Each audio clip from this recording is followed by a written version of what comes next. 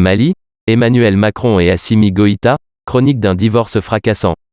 L'Afrique selon Macron. Entre le chef de l'État français et la junte malienne, les relations ont d'abord été plutôt prometteuses. Emmanuel Macron et Assimi Goïta devaient se rencontrer le 20 décembre à Bamako, mais la visite a été annulée, consacrant la rupture entre les deux pays. Ce devait être un voyage symbolique. Avec une image forte, la première rencontre entre le colonel Assimi Goïta et Emmanuel Macron, à Bamako.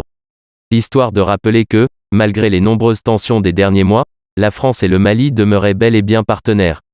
Mais la poignée de main n'aura finalement jamais lieu et, quelques semaines plus tard, la rupture entre les deux pays sera définitivement consommée. Officiellement, ce déplacement présidentiel au Mali, prévu le 20 décembre, a dû être annulé à la dernière minute en raison du contexte sanitaire en France. Selon l'Élysée, il aurait été délicat pour le président de quitter le pays en pleine 4e vague de l'épidémie de Covid-19. En réalité, les autorités françaises et maliennes, en guerre larvée depuis des semaines, n'ont jamais réussi à se mettre d'accord sur le format de cette visite. Dans Bamako converti aux discours anti-français, nul doute que le risque de voir Emmanuel Macron se faire chahuter par les Maliens a aussi compté dans la décision finale. Le président français est en pleine campagne pour sa réélection et de telles images auraient fait mauvais genre.